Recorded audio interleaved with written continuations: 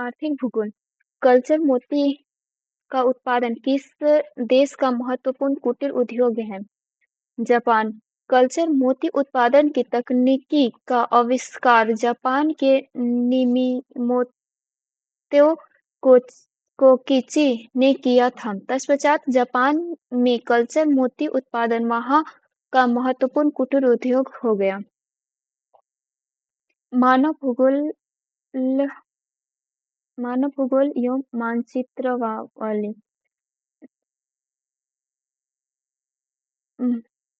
मानचित्र में 1, 2, 3, 4 अंकित देश क्रमशः यूं: लीबिया, सोमालिया, नाइजीरिया और नीबिया। प्रश्न में दिया गया मानचित्र अफ्रीका महाद्वीप का है। मानचित्र में 1, 2, 3 तथा 4 अंकों से रेखांकित भाग अफ्रीका महाद्वीप के क्रमशः लीबिया, सोमालिया, नाइजीरिया तथा नामीबिया देशों का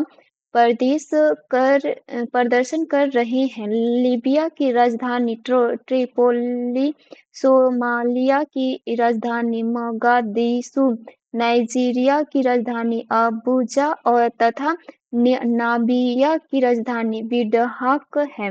घरों के जो 4 प्रतिरूप दिए हैं, इनमें से कौन सा प्रतिरूप पिंगामियों के घर का है? ए प्रश्न में प्रदर्शित जनजातियों के आवास प्रतिरूप में पेंगों का निवास प्रथम प्रतिरूप है। कांगो बेसिन, युगांडा, दक्षिण पूर्व एशिया, फिलीपींस, अमेरिका तथा न्यूगिनिया के वनों में पाई जाने वाली पंगमी जनजाति पेड़ों की शाखा में घर बनाकर रहती थी। पंगमियों की अर्थव्यवस्था का आधार अखेड़ा शिकार करना है।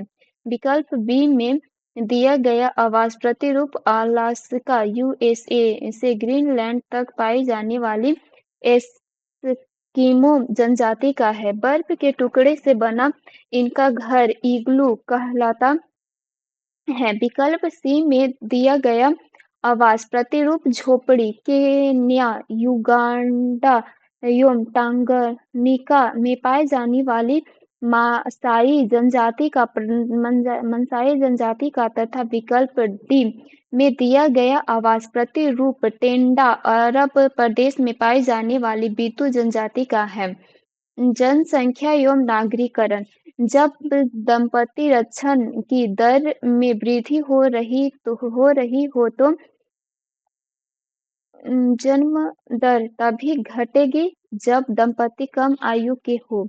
जब दंपति रक्षण की दर में वृद्धि हो रही हो तो जन्म दर तभी घटेगी जब दंपति कम आयु के हों। निम्नलिखित में से किस में भारतीय उपमहाद्वीपों के 4 महानगर जनसंख्या की दृष्टि से आरोही क्रम में दिए गए हैं? बम्बई, कलकत्ता, नई दिल्ली, कराची। प्रश्नकाल में दिए गए भारतीय उपमहाद्वीपों के शहरों की जनसंख्या का आरोही क्रम इस प्रकार था: बम्बई, कलकत्ता, नई दिल्ली, कराची। जनसंख्या 2011 के नवीनतम आंकड़ों के अनुसार दिए गए शहरों का आरोही क्रम इस प्रकार है: मुंबई 11, 54, 14, 28, 8। नई दिल्ली 16, 31, 48, 38। कोलकाता 14, 11, 25, 36। कराची 12, 82, 79, 27, 1। नया जनसंख्या बम का तात्पर्य है तीसरी दुनिया की शीघ्रता से बढ़ रही नगरों की जनसंख्या। औपनिवेशिक शासन से मुक्त होने वाला नव स्वाधीन विकासशील देशों को तीसरी दुनिया के नाम से जाना जाता है। तीसरी दुनिया के इन देशों में स्वास्थ्य सेवा तथा पोषण स्तर में सुधार होने से जहां मृत्यु दर में तेजी से गिरावट आई, वहीं पर इन देशों में जन्म दर स्थिर है। इसके फलस्वरूप इन देशों में नागरिक जनसंख्या में भी तीव्र वृद्धि हुई है। इसमें इसमें से इन देशों की नगरों की जनसंख्या भी तेजी से बढ़ रही है। इसी को नया जनसंख्या बम की संज्ञा दी जाती है। भारतीय संविधान एवं राज्य व्यवस्था भारत का संवैधानिक विकास सूची 1 का सूची 2 के सुमेल कीजिए और सूचियों के नीचे दिए गए कूटों का उपयोग करते हुए सही उत्तर का चयन कीजिए। मूल अधिकार यूएसए। अपत शासन की संसदीय प्रणाली यूके। अपता आपात उपबंधन जर्मनी। रिख। राजनीति के निर्देशक तत्व आयरलैंड। भारतीय संविधान में मौलिक अधिकार संयुक्त राज्य अमेरिका से प्रभावित है तो शासन की संसदीय प्रणाली यूनाइटेड किंगडम ब्रिटेन से। आपात उपबंधन जर्मनी के वाइमर संविधान से तो राज्य के नीति निर्देशक तत्व आयरलैंड से संविधान से प्रभावित है। निम्नलिखित में से कौन से कथन संविधान सभा के विषय में सही है?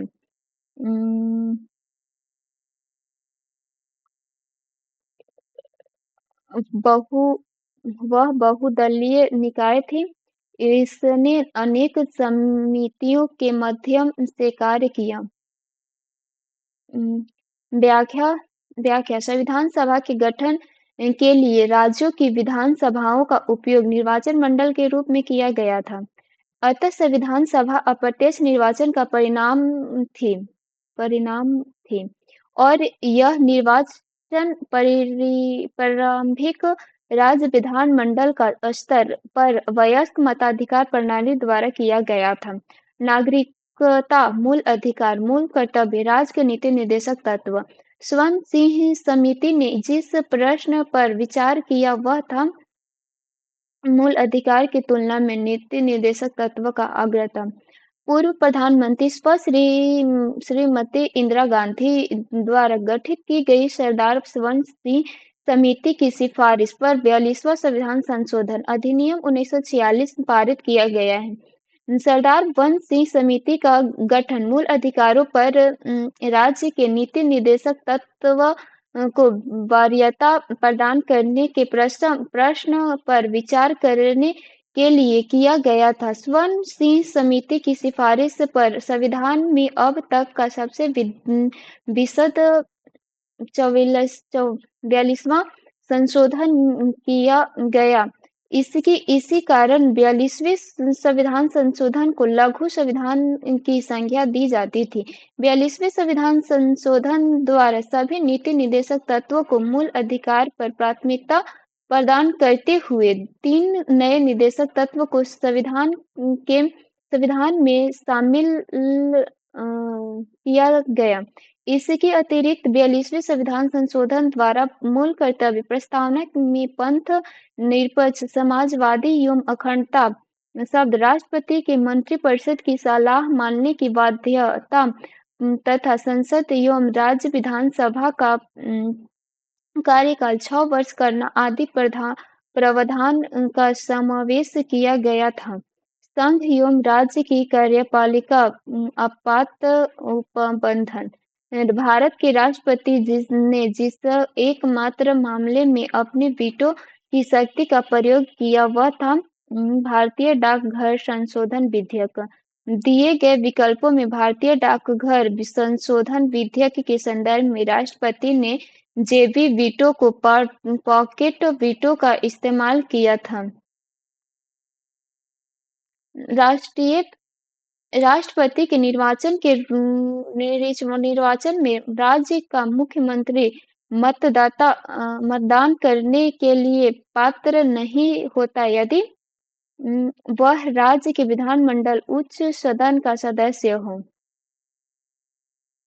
भारतीय संविधान के अनुच्छेद 54 में यह स्पष्ट है कि राज्य विधानमंडल के उच्च संसद अर्थात विधान परिषद के सदस्य को उल्लेख निर्वाचन मंडल में नहीं है। अतः विकल्प सी सही उत्तर है। भारतीय प्रशासनिक सेवा आईएएस और भारतीय पुलिस सेवा आईपीएस को समाप्त करने का सिफारिश किसने की थी? राजमन्नार आयोग। केंद्र सरकार संबंधों पर विचार करने हेतु राजमन्नार आयोग का गठन 1969 में तमिलनाडु सरकार द्वारा किया गया था। आयोग के अध्यक्ष अध्यक्ष पी.वी. रामन्ना तथा दो सदस्य पी.सी. रेड्डी तथा स्वामी पी.एल. मदलियार थे। 1971 में प्रकाशित अपनी रिपोर्ट में राजा आयोग के संघ राज्य संबंधों में आयोजना आयोग की भूमिका को नकारने के साथ-साथ केंद्र सरकार द्वारा राज्यों में नियुक्त किए जाने वाले भारतीय प्रशासनिक सेवा आईएएस तथा भारतीय पुलिस सेवा आईपीएस को समाप्त किए जाने की सिफारिश की थी। ज्ञातव्य है कि काका कालेकर आयोग का गठन 1953 ईस्वी में भारतीय समाज के पिछड़े वर्ग का पहचान तथा उनके हितों संवर्धन हेतु सिफारिश देने के लिए किया था, जबकि बीबी खेर आयोग 1955 में राष्ट्रपति द्वारा नियुक्त किया गया राजभाषा आयोग था, जिसने 1956 में अपनी रिपोर्ट राष्ट्रपति को सौंप दी थी। विधानमंडल विधानमंडल विधानमंडल स्पीकर के पद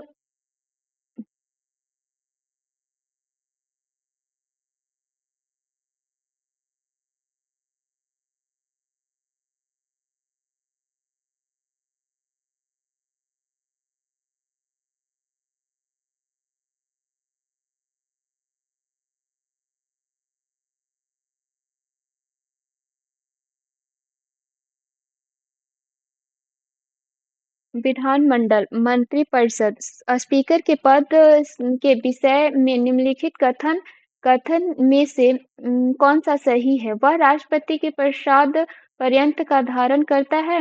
यह अवश्य नहीं कि अपने निर्वाचन के समय वह संसद का सदस्य हो, परंतु उससे अपने निर्वाचन के बाद 6 मास के भीतर संसद का सदस्य हो जाना पड़ेगा। यदि सामान्य अवधि से पूर्व संसद को भंग कर दिया जाए तो उसे अपना पद छोड़ना होगा। यदि वह त्यागपत्र देना चाहे तो उसे अपना त्यागपत्र उपाध्यक्ष को संबोधित करना होगा। जी, ऑप्शन डी सही है। इस प्रश्न में सही उत्तर के लिए इसके सभी विकल्प पर क्रमशः विचार करना होगा। ये विकल्प ए स्पष्ट असत्य है, क्योंकि संविधान के अनुसार स्पीकर के विषय में राष्ट्रपति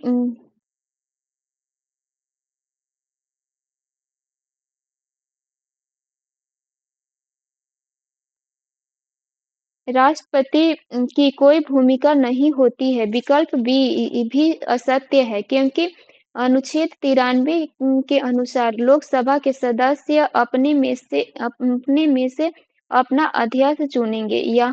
जहाँ तक विकल्प सी की बात है, अनुच्छेद 94 इस संदर्भ में स्पष्ट कहता है कि नई लोकसभा के प्रथम अधिवेशन के ठीक पहले तक पूर्व स्पीकर अपने पद पर बना रहेगा, अतः यह विकल्प भी असत्य है। विकल्प डी के विषय में अनुच्छेद 54 ख में स्पष्ट उल्लेख है, अतः विकल्प डी सही उत्तर है।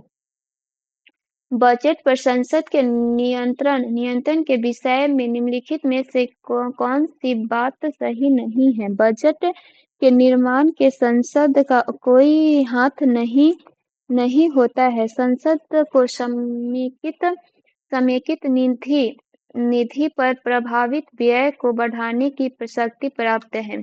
संसद को राष्ट्रपति की सिफारिश के बिना कोई कर आरोपित करने की शक्ति प्राप्त नहीं है।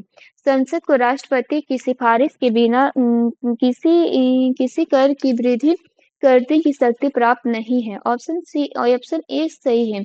व्याख्या बजट पर संसद के नियंत्रण निम्नलिखित प्रकार से होता है। संसद को समेकित ईंधन पर प्रभारित व्यय को बढ़ाने की शक्ति प्राप्त है। संसद को राष्ट्रपति की सिफारिश के बिना कोई कर आरोपित करने की शक्ति प्राप्त नहीं है। संसद को राष्ट्रपति की सिफारिश के बिना किसी कर में वृद्धि करने की शक्ति प्राप्त नहीं है।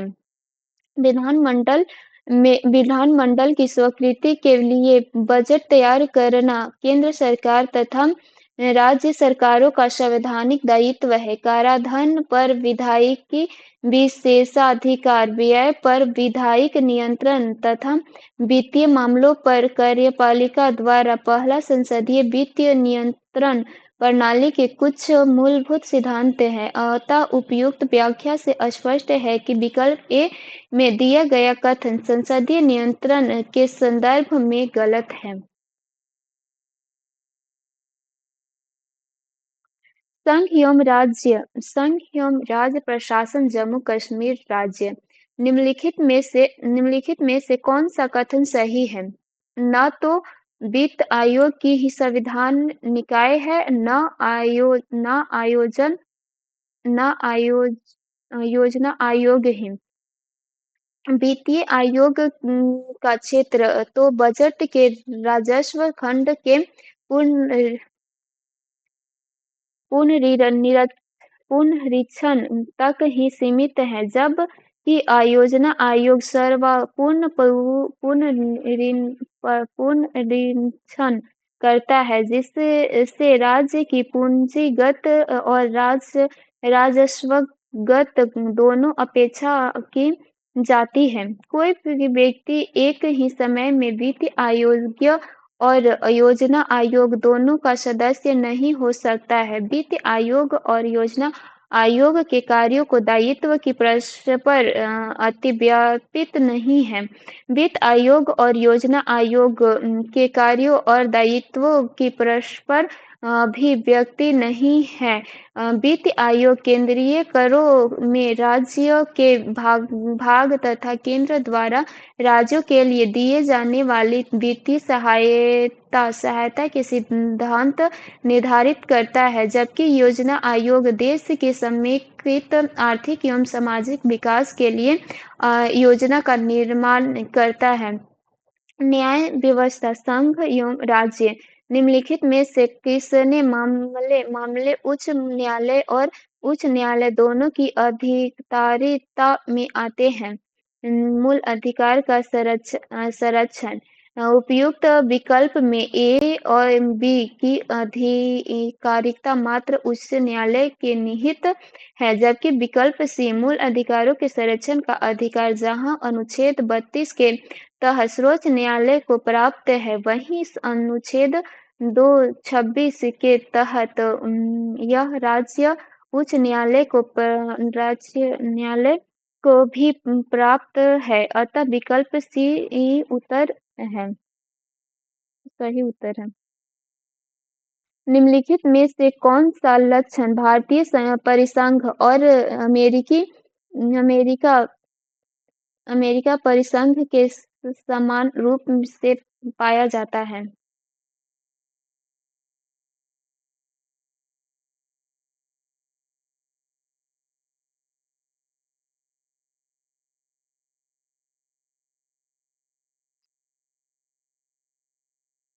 संविधान सभा निर्वाचन के लिए परिसंघीय उच्च न्यायालय संविधान के निर्वाचन के लिए एक परिसंघीय उच्च न्यायालय की स्थापना की प्रक्रिया भारतीय संविधान में अमेरिकी संविधान से प्रभावित है। यह मूल अमेरिकी संविधान का अंग नहीं था, वरन यह मार्वी बनाम मेडिसन के बाद में न्यायाधीश जॉन मार्श द्वारा प्रतिपादित किया गया था। पंचायती राज व्यवस्था एवं संविधान संशोधन अनुसूचियां दल परिवर्तन दल परिवर्तन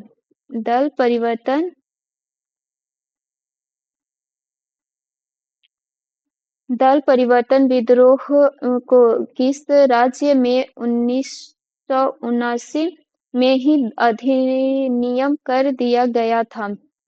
जम्मू कश्मीर। भारत भारतीय भारतीय भारतीय संघ द्वारा श्री राजीव गांधी के प्रधानमंत्री कला में बानवा संविधान संशोधन अधिनियम 1985 85 पारित करके संविधान में उससे संबंधित नई 10वीं अनुसूची शामिल करके दल बदल को अवैध घोषित कर दिया गया है, परंतु इसके पूर्व ही भारत के जम्मू कश्मीर राज्य की विधानसभा ने सर्वप्रथम सन 1979 में दल बदल विरोधी अधिनियम पारित करके उसे लागू कर दिया था। ज्ञातव्य है कि 51वां संविधान संशोधन अधिनियम 2004 द्वारा संसद ने पुनः दल बदल विरोधी प्रावधान में संशोधन तथा मंत्रिपरिषद के आकार को निर्वाचन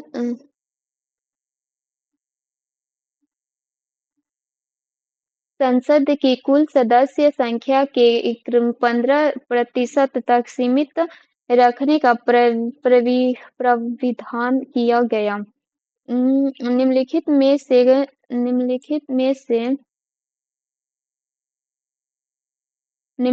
से कौन सा मत भारत के संविधान की समवर्ती सूची में है? जनसंख्या नियंत्रण और परिवार नियोजन। भारतीय संविधान की अनुसूची 7 के अंतर्गत समवर्ती सूची के क्रम 20 का नियंत्रण एवं परिवार नियोजन वर्णित है। यह 42वें संविधान संशोधन 1946 द्वारा समवर्ती सूची में डाला गया है। पूर्व में यह राज्य सूची का विषय था। अतः विकल्प ए सही है। अर्थव्यवस्था।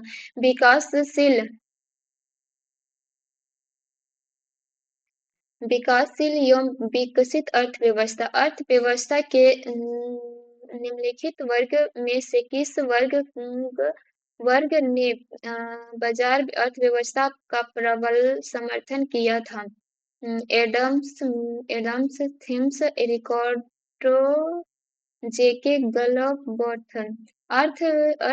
अर्थशास्त्रियों एडम्स थॉमस, रिकार्ड और जे के गलब्रेथ ने सरकार के हस्तक्षेप को स्वीकार करते हुए बाजार अर्थव्यवस्था का प्रबल समर्थन किया था।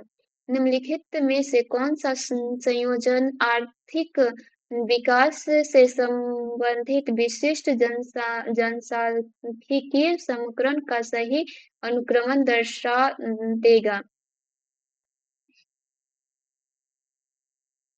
उच्च जन्म दर का उच्च मृत्यु दर से और उच्च जन्म दर का निम्न मृत्यु दर से, निम्न जन्म दर का निम्न मृत्यु दर से। जनसांख्यिक संक्रमक सिद्धांत का विकास डब्ल्यू.एस. थॉमस तथा एम्स डब्ल्यू. नेटोस्टिन द्वारा किया गया था। इस सिद्धांत के अनुसार प्रत्येक देशों को जनसंख्या वृद्धि की क्रमिक अवस्थाओं से होकर गुजरना पड़ता है। जनसंख्या वृद्धि संतानोत्पादन समूह की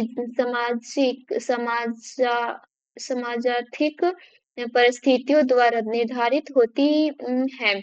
जनांकीय संक्रमण सिद्धांत में जनसंख्या वृद्धि की 5 अवस्थाएं बताई गई है। प्रथम अवस्था जनसंख्या वृद्धि की स्थिर अवस्था होती है, जिससे उच्च जन्म दर तथा उच्च मृत्यु दर पाई जाती है। द्वितीय अवस्था जनसंख्या विस्फोट की अवस्था होती है जिससे उच्च जन्म दर तथा निम्न मृत्यु दर पाई जाती है। तृतीय अवस्था जनसंख्या वृद्धि से ह्रास की अवस्था है जिसमें निम्न जन्म दर तथा निम्न मृत्यु दर पाई जाती है।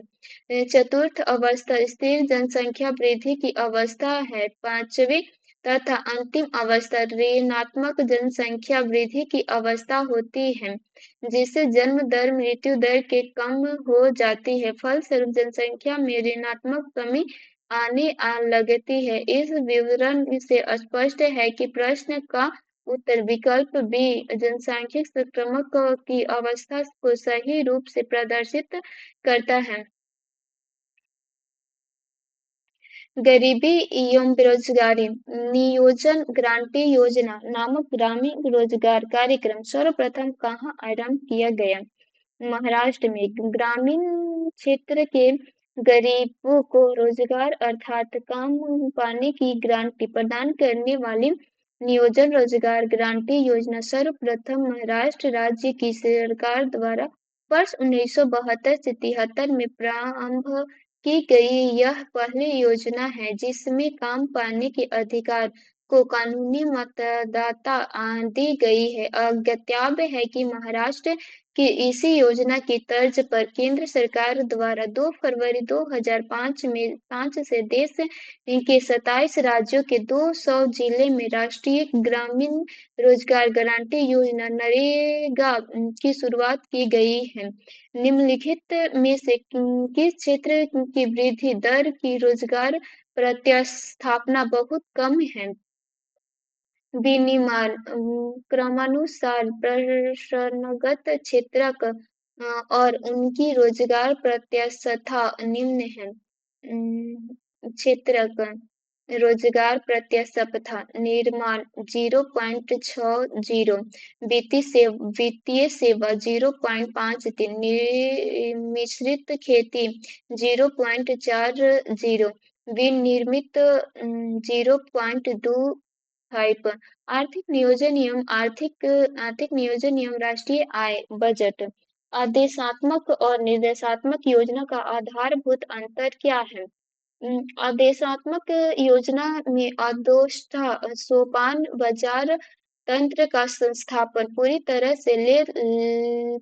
से ले लेता है जबकि निर्देशात्मक योजना में से उस पर बाजार प्रणाली के कार्यक्रम को सुधारने का केवल एक साधन माना जाता है। निर्देशात्मक योजना में किसी भी उद्योग के राष्ट्रीयकरण की कोई आवश्यकता नहीं होती। आदेशात्मक योजना में सभी आर्थिक क्रियाकलाप लोक क्षेत्र के हाथों में होते हैं जबकि निर्देशात्मक योजना में वे निजी क्षेत्र के हाथ में होते हैं। निर्देशात्मक योजना में लक्ष्यों की सीधी सरलता से होती है।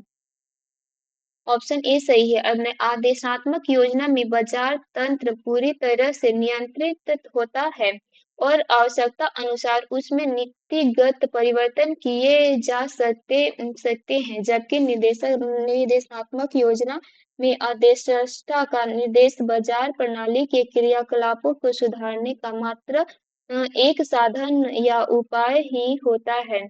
निम्नलिखित में से कौन से मुख्य कारणों से भारत में प्रति व्यक्ति आय में वृद्धि की दर धीमी है? डी 1 और 2। उच्च पूंजी निर्माण अनुपात और जनसंख्या की वृद्धि की उच्च दर।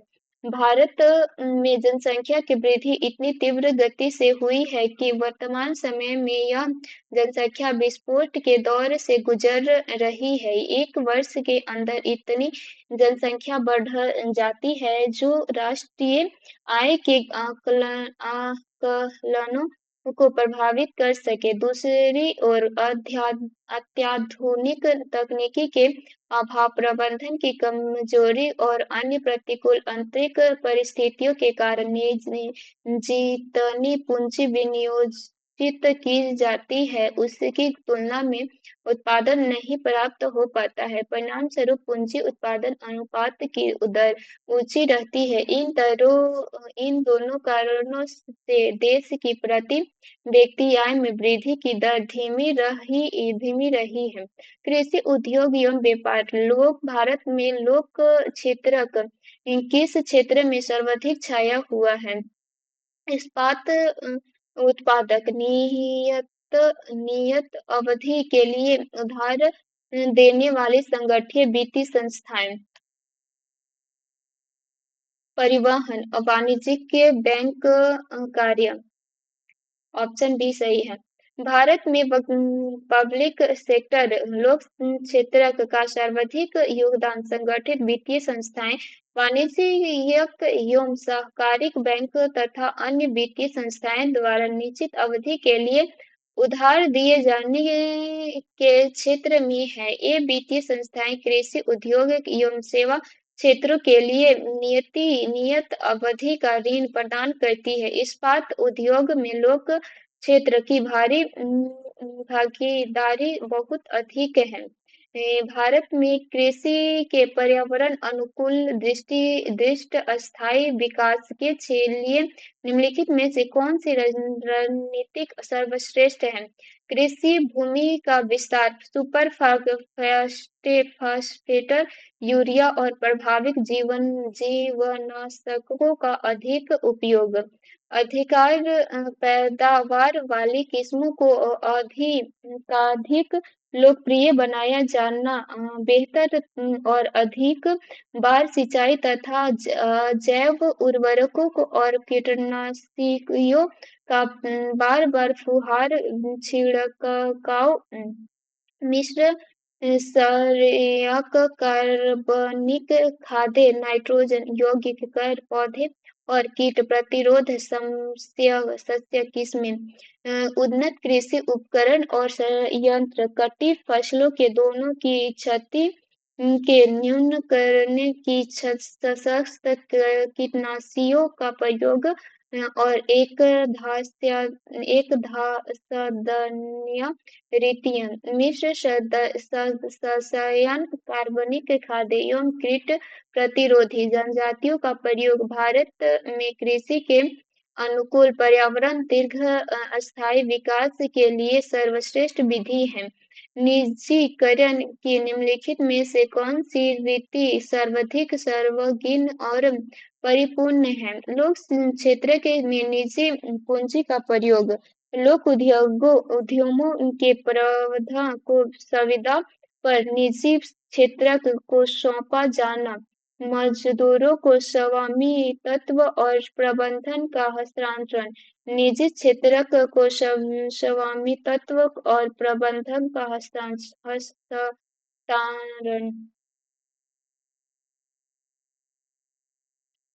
व्याख्या निजी व्यक्तियों तथा निजी औद्योगिक समूहों को उद्योग के स्वामित्व प्रबंधन का हस्तांतरण करना।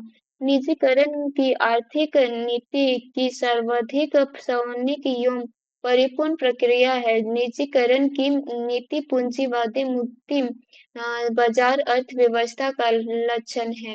लोक उद्यमों के में सार्वजनिक या सरकारी क्षेत्र का नियंत्रण अर्थव्यवस्था के समाजवादी मॉडल का लक्षण है। मुद्रा, बैंकिंग एवं कर प्रणाली, केंद्र राज्य वित्तीय संबंध, जब आंशिक विनियमितता लागू होती है तो विनियमित दर होती है। भारतीय औसत, जब किसी देश द्वारा अपनी मुद्रा में अन्य देशों की मुद्रा के साथ परस्पर लेन देन के लिए आंशिक विनियमितता लागू की जाती है तो उसे देश की विनियमित दर आंशिक रूप से सरकार द्वारा तथा आंशिक रूप से बाजार की शक्तियां द्वारा तय की जाती थी। अतः परिणाम विनियमित दर भारतीय औसत होती है। मुद्रा की विनियमित दर की पूर्ण परिवर्तनीयता का आशय ऐसी व्यवस्था से है जिसके अंतर्गत किस देश की मुद्रा मुक्त रूप से प्रमुख विदेशी मुद्राओं में तथा प्रमुख विदेशी मुद्राएं मुक्त रूप से स्थानीय मुद्रा में परिवर्तनशील होती है। मुद्रास्फीति की शून्य दर उस वर्ष में अवश्य मानी जाती है जब वर्षा के प्रत्येक सप्ताह में मुद्रास्फीति की वार्षिक दर शून्य रहे। दरअसल मुद्रास्फीति की प्रवृत्तियों की माप सप्ताह दर सप्ताह मापी जाती है। अब शून्य दर की प्राप्ति के लिए उसका उस वर्ष के प्रत्येक सप्ताह में उसकी गति की दर शून्य होनी अनिवार्य है। ऐसी स्थिति में वह न तो स्थिर रहती है और न घटती बढ़ती है। निम्नलिखित में से कौन सा युग्म सही सुमेलित है? आयात कोटा, भौतिक नियंत्रण। आयात कोटा के माध्यम से सरकार द्वारा किसी निश्चित समयावधि, सामान्यतः एक वर्ष में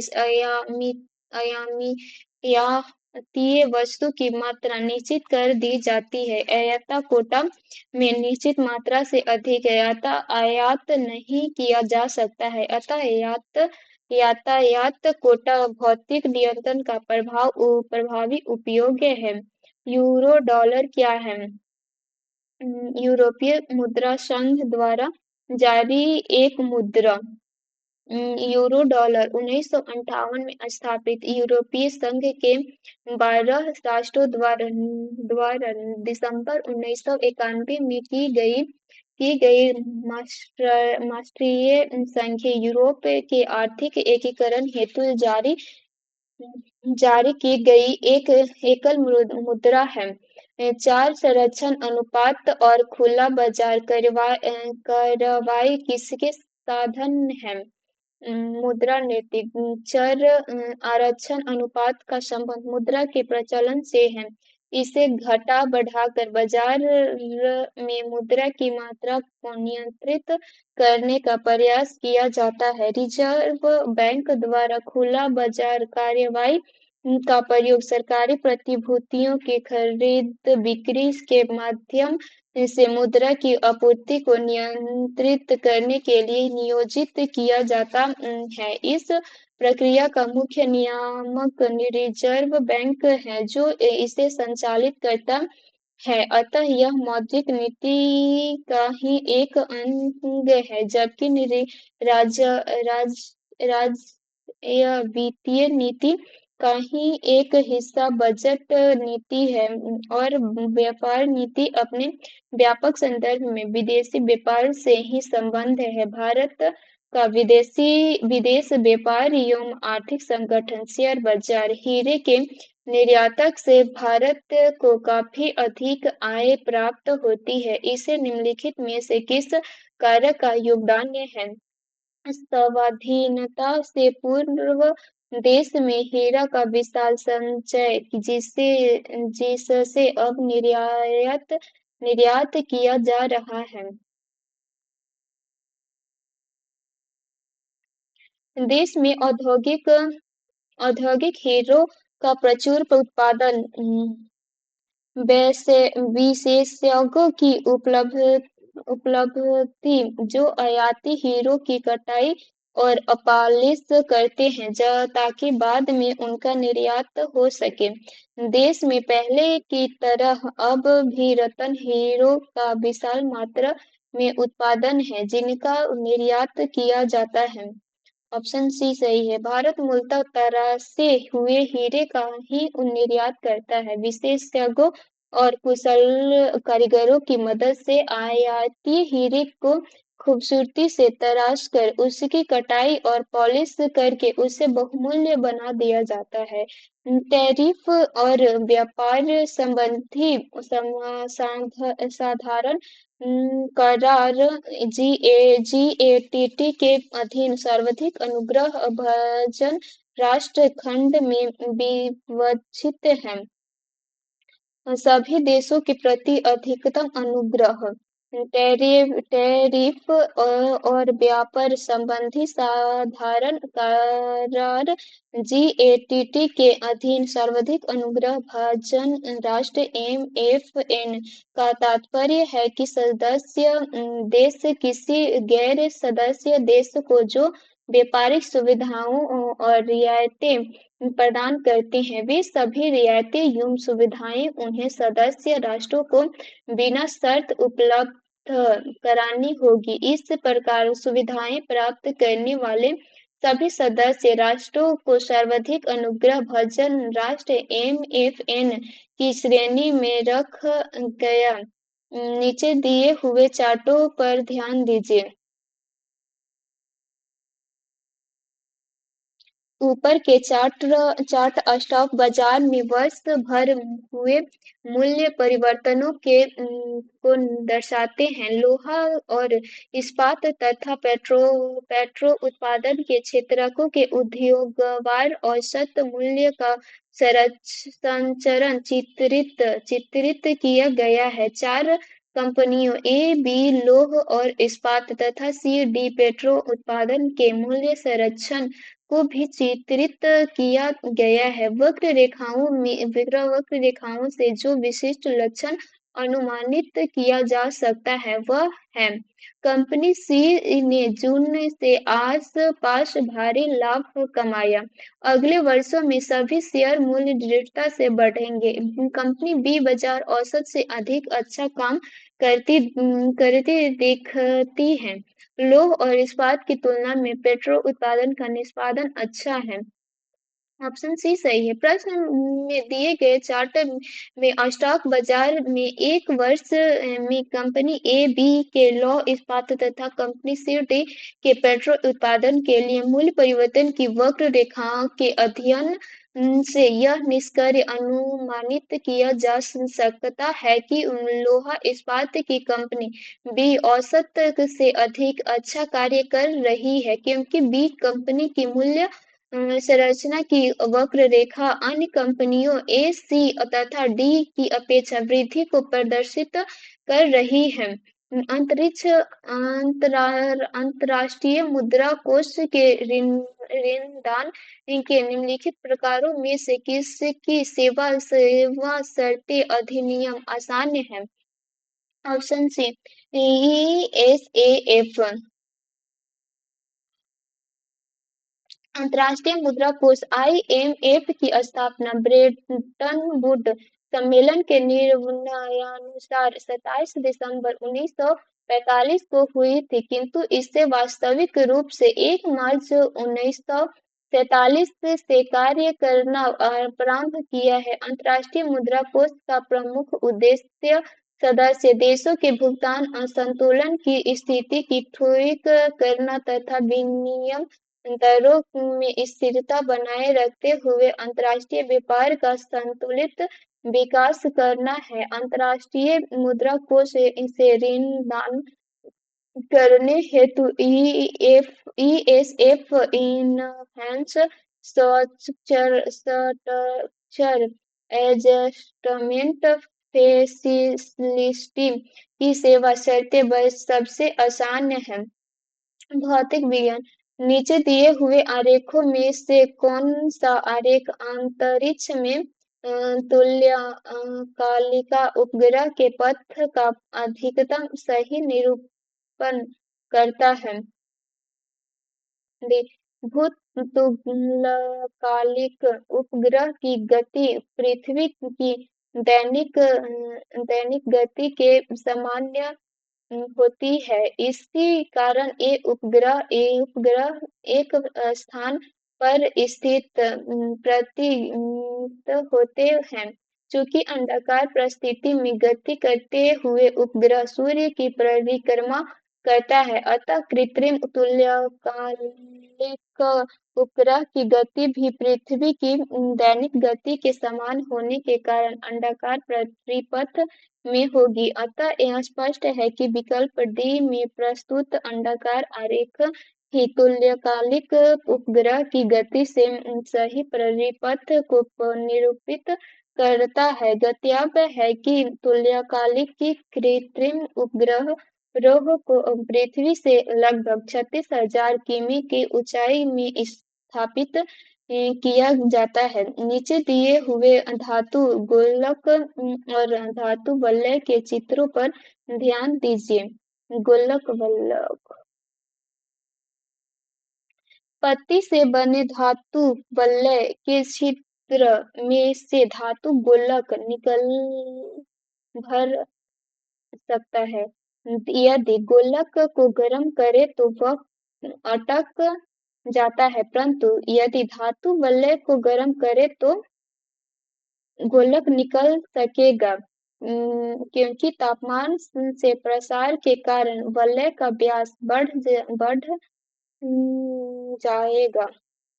किसी भी धातु को गर्म करने पर वह फैलता है तथा तापमान उसका प्रसार बढ़ जाता है। इस प्रकार स्पष्ट है कि धातु वलय को गर्म करने पर उसका बाह्य व्यास के साथ साथ भीतरी व्यास में भी वृद्धि होती है। अतः इसे गर्म करने पर गोलार्क निकल सकेगा। घड़ी में अस्फटिक क्रिस्टल का कार्य किस पर आधारित है?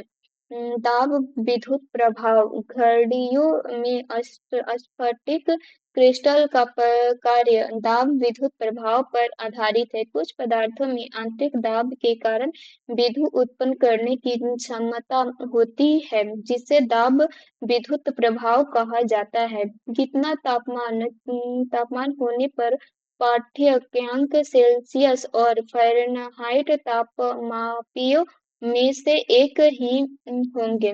40 डिग्री सेल्सियस तापमान पर सेल्सियस तथा फ़ारेनहाइट तापमापीय के पाठ्यांक एक समान होते हैं। सेल्सियस पैमाने में निम्न नियत बिंदु 0 से उच्च नियत बिंदु 100 तक के अंतराल को 100 बराबर भागों में बांटकर तापक्रम मापा जाता है, जबकि फ़ारेनहाइट पैमाने में निम्न नियत बिंदु 32 डिग्री एफ तथा उच्च नियत बिंदु 212 डिग्री एफ मानकर इनके बीच के अंतराल को 180 बराबर भागों में बांटकर तापमान ज्ञात किया जाता है। सेल्सियस में दिए गए तापमान को फ़ारेनहाइट में बदलने के लिए निम्नलिखित पैमानों का प्रयोग किया जाता है। सेल्सियस सी फ़ारेनहाइट एफ -32 गुना 5/9।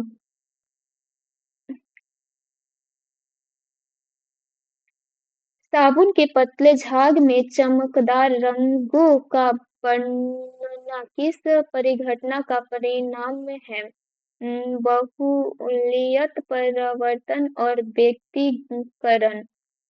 साबुन के पतले झाग में चमकदार रंगों का दिखाई पड़ना प्रकाश में बहुलक परिवर्तन तथा प्रकाश के व्यक्तीकरण की घटनाओं का उदाहरण है। पानी के साथ साबुन के बनने वाला बुलबुले की पतली परतों से सूर्य के प्रकाश में गुजरने से प्रकाश के व्यक्तीकरण के कारण प्रकाश 7 रंगों में दिखाई पड़ने लगता है। रासायनिक विज्ञान। काष्ठ, अस्थि और शंख के पुरातात्विक नमूनों का काल निर्धारित करने के लिए निम्नलिखित में से कौन सा अपनाया जाता है? कार्बन 14। काष्ठ, अस्थि, शंख तथा अन्य पुरातात्विक जीवाश्मों के काल निर्धारण या प्राचीनता का पता लगाने हेतु रेडियो एक्टिव समस्थानिक कार्बन 14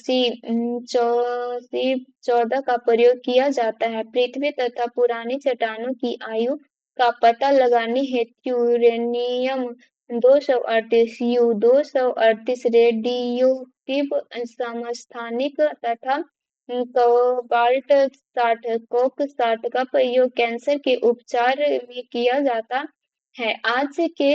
आजकल कुछ यूरोपीय और एशियाई देशों में अम्ल अवक्षेपण को विकट समस्या माना जाता है। इसका प्रमुख कारण या स्रोत है जहाँ अम्लीय घटकों का अवक्षेपण होता है, वहाँ अम्लीय अथवा किंचित क्षारीय भूमि पर होने वाले अम्लीय बहिस्रावियों का विसर्जन। अम्लीय शक्ति संयंत्र तथा जीवाश्म ईंधन के ज्वलन से असफल डाई ऑक्साइडों का नाइट्रोजन ऑक्साइड का उत्सर्जन। ये ऑक्साइड वायुमंडलीय जल वाष्प के विलयन हो जाते हैं और अम्ल वृष्टि के रूप में वाष्प भूमि पर बरस जाते हैं। जीवाधारियों के श्वसन के निकली प्राकृतिक कार्बन डाइऑक्साइड जल में विलीन होकर कार्बनिक अम्ल बनाती है और वही वर्षा जल में अम्लता का प्रमुख योगदान करती है। क्लोरोफ्लोरोकार्बन पृष्ठ के निकट विधि रसायनों के साथ सहजता से अभिक्रिया करके अम्लीय माध्यमकों को उत्पन्न करते हैं जो अम्ल आवेक्षण करते हैं।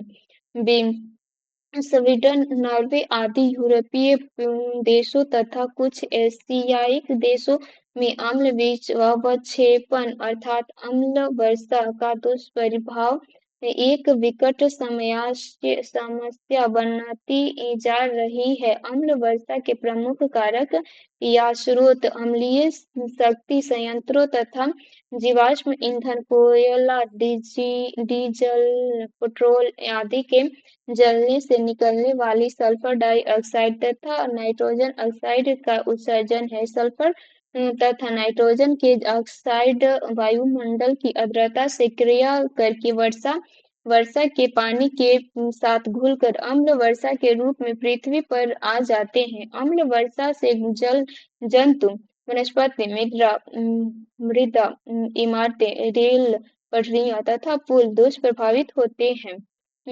कोहरे में निम्नलिखित में से कौन सा कोलाइडी तंत्र अभिव्यक्त होता है? गैस में द्रव्य कोहरे में जल वाष्प का संघन लघु जल बिंदु के रूप में होता है जो धरातल की दृश्यता को प्रभावित करता है। जब धरातल के नजदीकी स्थिति जलवायु का तापमान शोकांक तथा पहुंच जाता है तथा हवा ठंडी हो जाती है, तब उसमें उपस्थित जल वाष्प का संघन वायुमंडलीय धूल कणों इत्यादि के चारों तरफ हो जाता है। ये संघनित जल की बूंदें हल्की होने के कारण हवा में ही लटकती रहती है और हवा के साथ स्थानांतरित होती रहती है। भारत सरकार ने झामा के निर्यात पर पूर्व प्रतिबंध लगा दिया है क्योंकि उसमें से ऐसी धातु ऐसा तत्व निकाल सकते हैं जिसका उपयोग ट्रांजिस्टरों में होता है। वह निम्नलिखित में से कौन सा तत्व है?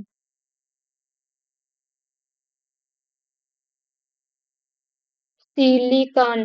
भारत सरकार द्वारा झामा के निर्यात को इस कारण प्रतिबंधित किया गया है क्योंकि इस उससे निकालने वाला सिलिकॉन नामक तत्व का उपयोग ट्रांजिस्टर के निर्माण में किया जाता है।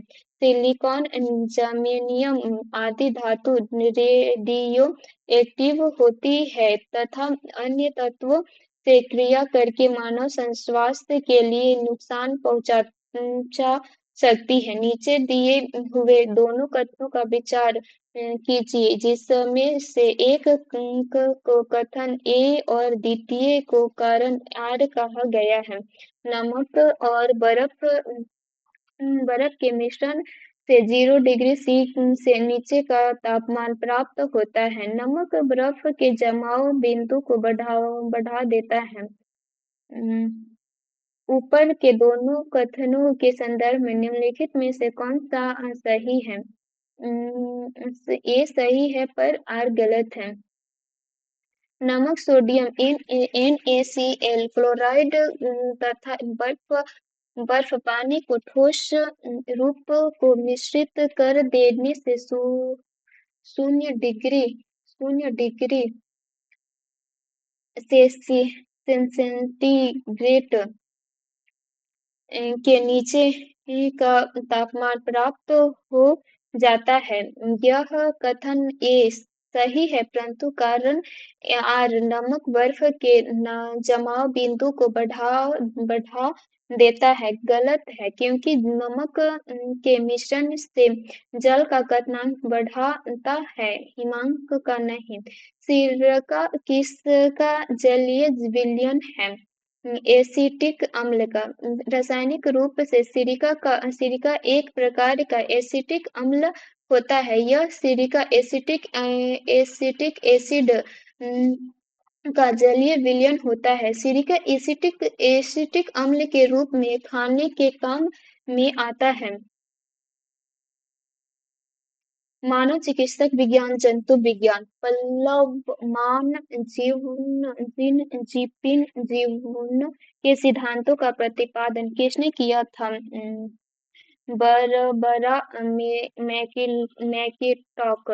वे डीएनए अणु जो स्थानांतरणशील होते हैं और प्लाज्मिड अथवा जीवाणु डीएनए के विभिन्न स्थलों पर स्थानग्रहण कर सकते हैं। जिपिंग जीन या प्लवमान जीन अथवा ट्रांसपोसोन कहलाते हैं। जिपिंग जीन के सिद्धांत का प्रतिपादन बारबरा मैकिन्टॉक ने मैकक में अपनी खोज के दौरान किया था। जिपिंग जीन का मुख्य लक्षण इनके छोरों पर पाए जाने वाले न्यूक्लियोटाइड्स के क्रम की आपस में पूरकता है। ऊँट अपने कुबड़ का उपयोग किस काम के लिए करता है? वसा के संग्रह के लिए। रेगिस्तान का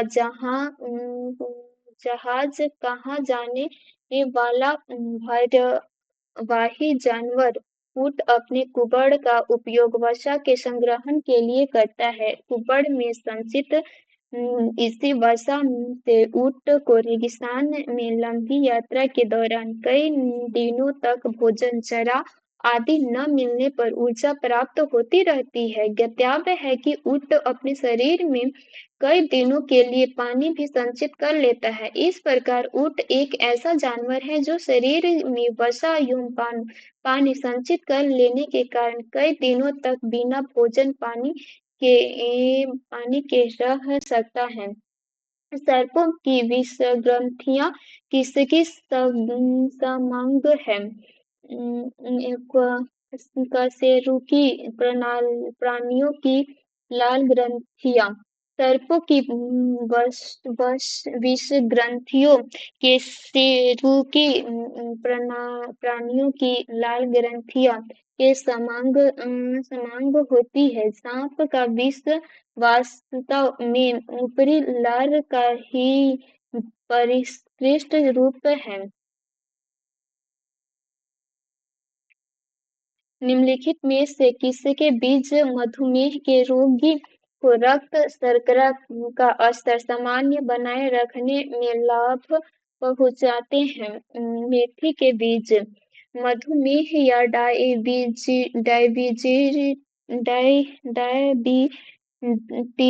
नामक रोग मनुष्य के शरीर में इंसुलिन नामक हार्मोन के अल्पस्रावन से शरीर की शर्करा के अवशोषित न होकर रक्त में मिल जाने के कारण होता है। मधुमेह के रोगी को अपने शरीर के रक्त शर्करा की मात्रा को सामान्य स्तर पर बनाए रखने के लिए मेथी के बीजों तथा केरल के रस एवं सब्जी का प्रयोग लाभदायक होता है। हीमोफीलिया एक आनुवंशिक रोग है जिसका वहन स्त्रियाँ करती हैं और जो प्रकट पुरुषों में होता है।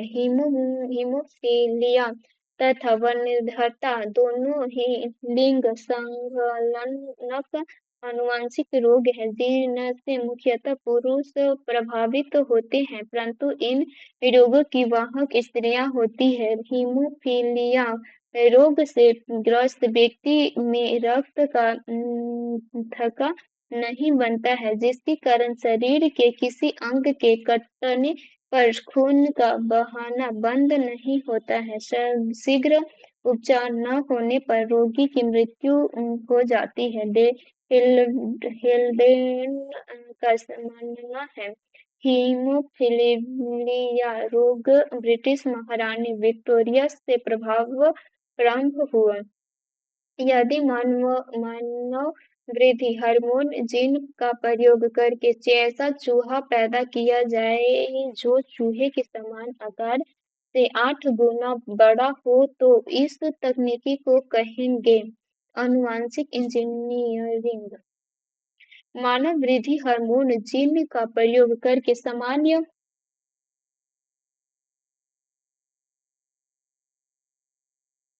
आकार से 8 गुना बड़ा चूहा पैदा करने के लिए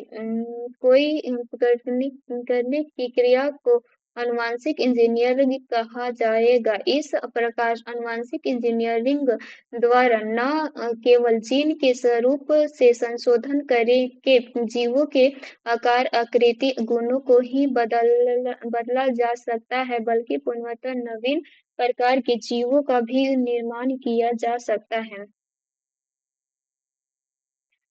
सूची 1 और सूची 2 का सुमेलन कीजिए और सूची के नीचे नीचे दिए दिए हुए कूटों का उपयोग करते हुए सूची उत्तर का चयन कीजिए।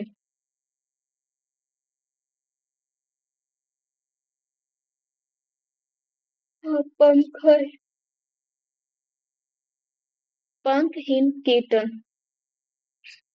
रंजक मीनाभ उड़ान रहित पक्षी कीवी अपतशरीप्स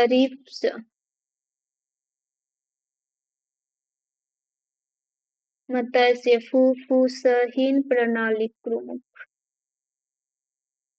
मत्स्य फुफ्फुसहीन प्रणाली मत्स्य और अपदश्रेष्ठ सर्प रजत नाभ पंखहीन कीट है कीविक न्यूजीलैंड में पाया जाने वाला उड़ान रक्षित पक्षी है। सर्प अपाद पैर रहित सरीसृप है जिनके कान भी नहीं होते हैं। मत्स्य अर्थात मछली फुफ्फुस फेफड़े से रहित जलीय जीव है। फेफड़ों के स्थान पर मछली में गिल होते हैं जिसके द्वारा वे जल में घुली हुई ऑक्सीजन को श्वसन के रूप में प्रयोग करती है।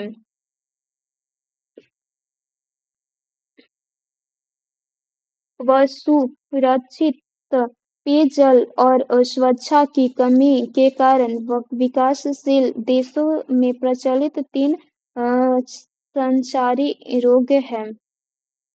मलेरिया, तीव्र परवाहिका और सीसोटोमारुन्यता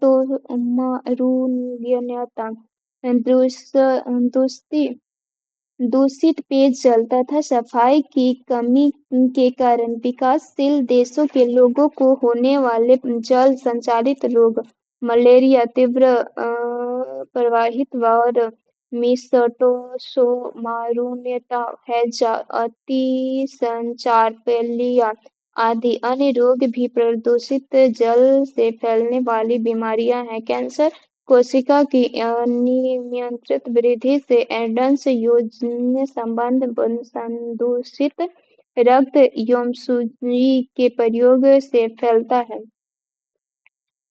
खुजलाने से खाज मिटती है क्यों? खुजलाने से खाज मिटती है क्यों?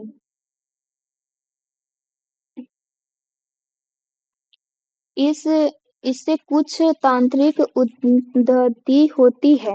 जो मस्तिष्क को प्रतिहिस्टामिनी रसायनों का उत्पादन बढ़ने का निर्देश देती है। खुजलाने से खाज मिटती है क्योंकि इससे कुछ तांत्रिक उद्दीपक होती है जो इनकी मानसिक को प्रतिहिस्टामिक रसायनों का उत्पादन बढ़ाने का निर्देश देती है। नीचे 4 व्यक्तियों के रक्त दाब का मान मान दिया।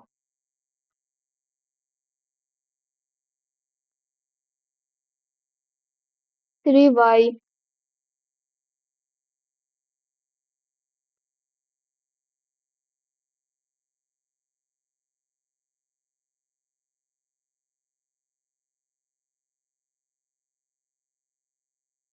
हृदय की संकुचित होने, सिस्टोलिटिक तथा सेसिटिक होने, डायस्टेटिक के दौरान रक्त में पड़ने वाले दाब को ही रक्त दाब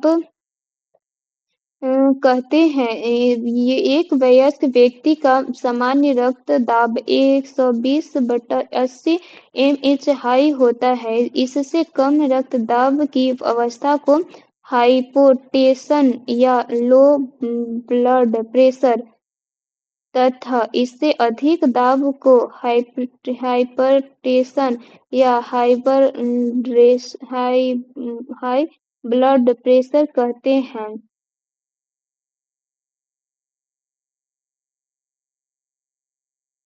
प्रश्न में दिए गए 4 व्यक्ति के रक्तचाप में से विकल्प डी में दिया गया श्री वाई का रक्त दाब 120/80 सामान्य है। शेष व्यक्ति श्रीमती 90 से 60, श्रीमती श्री एक्स 160 से 20, श्रीमती वाई 140 से 100 का रक्त दाब सामान्य से कम है या सामान्य से अधिक है।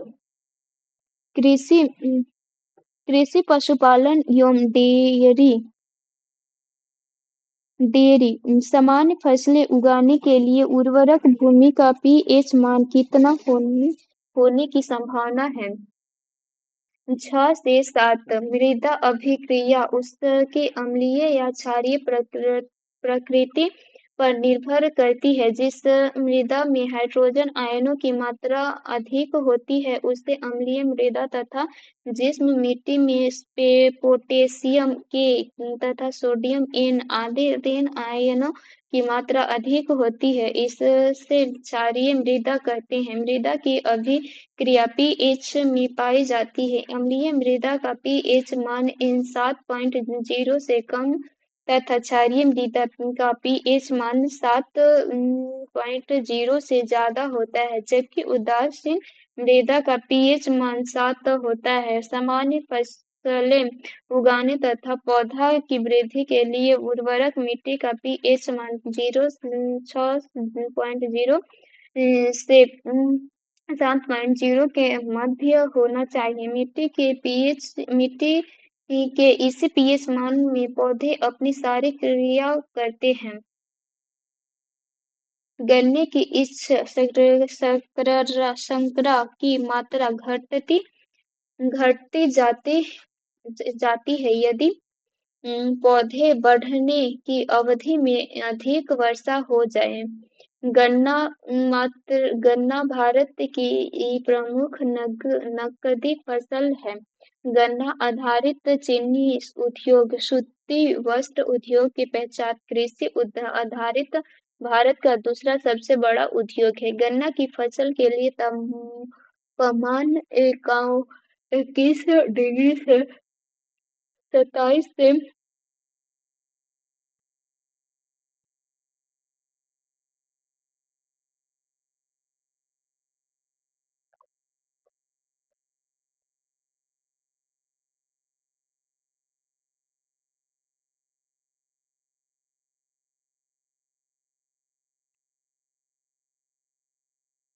27 से तथा वर्षा की मात्रा 75 से 100 सेमी होनी चाहिए। परिपक्वता गन्ने के रस में शर्करा की मात्रा 10 से 15% होती है, परंतु पौधे के बढ़ने की अवधि के दौरान यदि अधिक वर्षा हो जाए तो गन्ने में शर्करा की मात्रा कम हो जाती है। गन्ना, चुकंदर, सवीट, चना, अरहर और फरासबीन किसके अंतर्गत आते हैं? त्रिपादक त्रिपदक कुल। गन्ना, चुकंदर, स्वीट पी, चना, अरहर और फरासबीन त्रिपादक कुल के अंतर्गत आते हैं। गन्ना एवं चुकंदर से चीनी प्राप्त होती है। चना, अरहर और फरासबीन दलहनी फसलें हैं। विज्ञान प्रौद्योगिकी।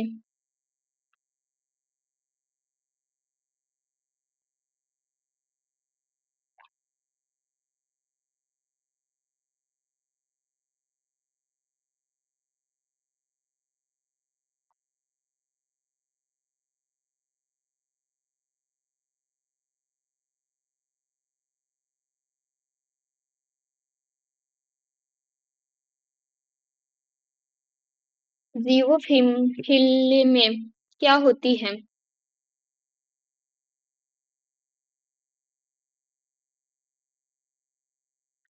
सेल, दांत या तेल बिंदुक आदि के पृष्ठ पर संचित सूक्ष्मजीव।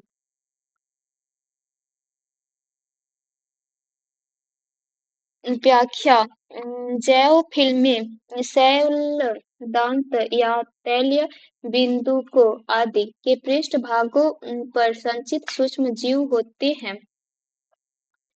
निम्नलिखित में से कौन सा कार्य जैव प्रौद्योगिकी की श्रेणी में आता है? औद्योगिकी प्रक्रमों में जीवधारियों अथवा उनसे प्राप्त पदार्थों का उपयोग। संपूर्ण जीव मुख्यतः सूक्ष्म जीवों का उत्पन्न पदार्थों या जैव प्रक्रियाओं के औद्योगिक स्तर पर उपयोग को जैव प्रौद्योगिकी कहते हैं। उदाहरण स्वरूप मदिरा उत्पादन के लिए श्रेष्ठ कोशिका का उपयोग जैव प्रौद्योगिकी के अंतर्गत आता है। पर्यावरण एवं पारिस्थितिकी। विश्व के जैविक विविधता का सर्वोच्चतम अनुमान निम्नलिखित में से किससे मिलता है?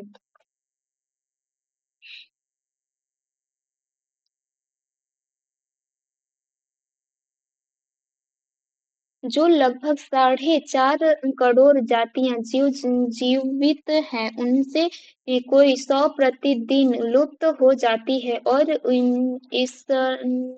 उनमें से अधिकांश अज्ञात ही होती है, क्योंकि अब तक अधिक से अधिक 15 लाख की ही पहचान हुई है। कृषि प्राकृतिक प्रदेश में पाए जाने वाले जीव जंतुओं एवं प्रणालियों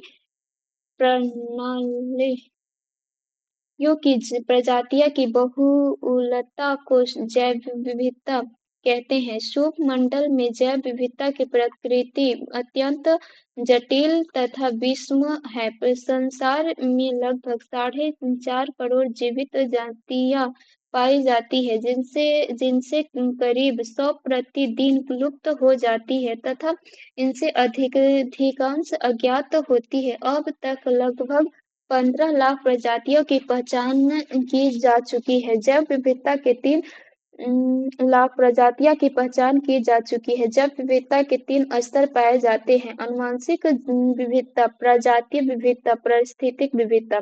जैव विविधता को अत्यधिक खतरा किससे है? प्राकृतिक निवास भूमि और वनस्पतियों का विनाश और झुंड खेती।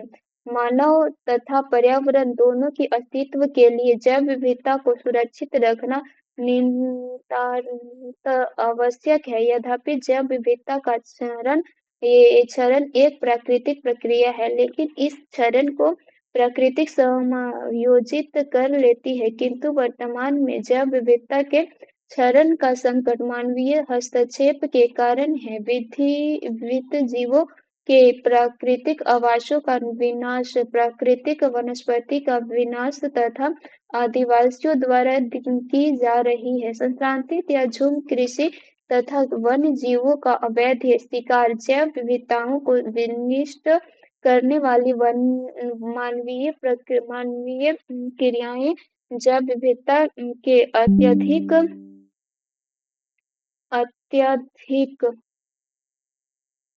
जैव विविधता के